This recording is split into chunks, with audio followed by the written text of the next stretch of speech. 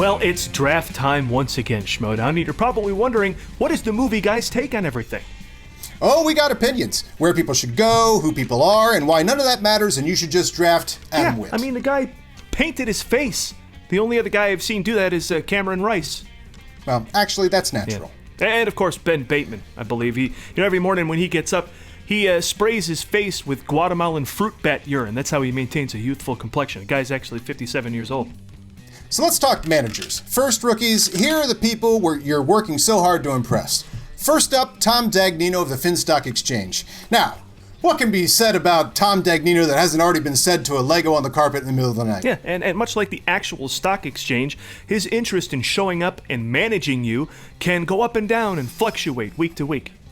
Winston Marshall of Swag. Now, naming your faction after a large selection of promotional products given away for free doesn't exactly strike fear into the hearts of the other factions. You might as well name your faction No Strings Attached Baseball Cap. Yeah, I mean, I guess you could join Swag, rookies, but drip drip. Sounds like everybody over there's got gonorrhea. All right, Coy Jandrew, the Quirky Mercs. Oh, this is the nice guys group, right? Everybody over there charming, being so kind and lovely. So if you want to finish last, go with the nice guys. That's true. Shazam, Kevin Smith. Now Smith's 2-0, but don't be fooled. He beat the equivalent of Bruno and late career Terry Funk at remembering things. Let's admit it, in the end, the Quirky Mercs were about the fifth quirkiest faction. Shannon Barney and corruption. Look, it's no surprise that Shannon Barney won the whole thing during the Trump administration. But look, now we're done with corruption, all right? America has spoken. I mean, Tom Hanks froze his ass off on the Lincoln Memorial and everything.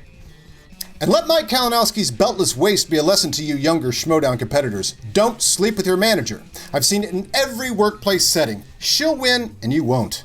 Roxy Stryer and the Stars? I guess you could keep the title rock star when you finish third place. Although there are third-tier rock stars, maybe your faction should be called the Third Hanson.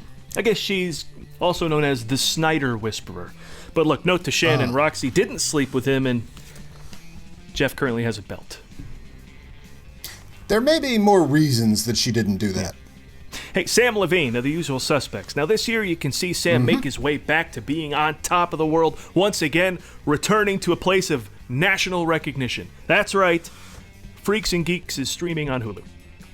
But as for the Schmoedown, he drafted Liz Shannon Miller and Ethan Shannon Irwin. And now, the God Shannon father has come out of retirement. I don't want to say Levine needs to get his faction in order, but a guy named the Godfather has secured a roster spot on the team, and Andrew Guy is missing? Now, Kate Mulligan over at the Den. Couldn't pull a win out of that fanny pack? No comment. And lastly, John Kaiser of the Dungeon, voted most likely to own a Trans Am in high school. Look, last place, 0.0. It seems he didn't manage much, right? But look, hey, good news for him with Bateman and Merle coming into the faction. He won't have to manage at all. He'll just say hi to everybody and then show up in December and see how they did. No comment. All right, so here's everybody who's out there in the draft and why you should pick Adam Witt instead. I mean, come on, Star Wars, singles, teams, let's go, Adam. Andrew DiMolanta. Andrew wouldn't know an 8D8 from a 99 or a DDBD from a CZ3. Wouldn't you rather draft a guy who knows the difference between a 2-1B and an FX7? Yeah, Brandon the Hitman Hanna. He's not threatening at all. More like Brandon the Mailman Hanna. Hey, that's not fair. A mailman delivers. Solid point. Andres Cabrera. If you want to know how tight the competition in the Schmoedown is, nobody signed the guy that went all the way to the top in the Star Wars tournament. He might seem like a good viceroy for your trade federation, but for every conciliatory Nemoidian, there's one right behind him that can actually fly your droid control ship. For every Newt Gunray, there's a Dalte Dauphine. Yeah, that bit's been running to the ground more than Luke Skywalker's X-Wing. Andres Gallegos. I had the pleasure of working alongside Andres in Season 7, and after he rose up in the Crow fan leagues. But if you're thinking of drafting him, I'm pretty sure he has to work. Yeah, and what about Brett Sheridan, right? The thing about him is you never know who you're going to get in any given match. Will you get the ridiculous, over-the-top nonsense machine with the crazy hair and the goofy dialect, or are you going to get Zaflurtenflaus? Brittany Young. Brittany's a real actor who plays a fake wrestler, which is an actor playing a wrestler. Then she took on a real wrestler, Chris Jericho, and beat him. And against all the odds, she's not a fake. But let's face it, this league is made for fakes. How the hell else would I be here? Let's talk about Janine the Machine, because we all know Janine Machine is the Movie Guy's 2020 Flash of Genius champion. She beat Ken Knapsack in a trivia contest about Greg Kinnear's ability in that movie to build an intermittent wiper. And it beat him so badly that Ken Knapsack immediately retired, right there on the spot. But, draft Janine at your own risk, because it's gone to her head. That's all she talks about, really. Eric Zipper. In Season 7, Eric Zipper handed Paul Preston a defeat that he's totally over.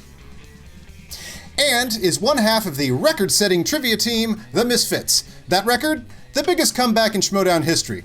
Against us. But if you want a team that requires their opponents to break all-time records to get the win, you might want to re-team Adam Witt and Eric Zipper. Jonathan Harris. When they call Lon Harris the delinquent. I know Lon is always late for matches, but Jonathan missed a whole season. Joseph Scrimshaw, a top-ranked Star Wars competitor since they started ranking Star Wars competitors. In fact, some would call him the C.O. Bibble of Star Wars competitors, but between you and me, he's more of a Graf Zappalo or a Luftaschiff, Now let's get to RB3, right? Not only is he the host of the Meaning Of podcast, but he's the only Schmoedown competitor who is himself a sequel. I didn't see RB1 and RB2, but that didn't stop me from enjoying Goldfinger. Molly Damon. Molly is many people's top pick for a Star Wars competitor because she's a solid Wedge Antilles to turn their Red Squadron gold. But what's a squadron without a John Dutch Vander, a Porkins, a Theron Nett, a Dex Tyree, or a Garvin Dryce? Could Adam Witt be your Davish Pops Crawl? Jen Kemp puts the her in her geekdom, a division full of competitors who are willing to watch Green Lantern on purpose. Listen, draft her while the Schmoedown still complies with the Geneva Convention definition of torture. Laura Kelly. Laura Kelly spent more time in the Star Wars Division Cantina than Walrus Man, and like Walrus Man, she can count her victories on one arm. But why not choose a competitor with two arms and a hammer head? And Mara Kanopik, right?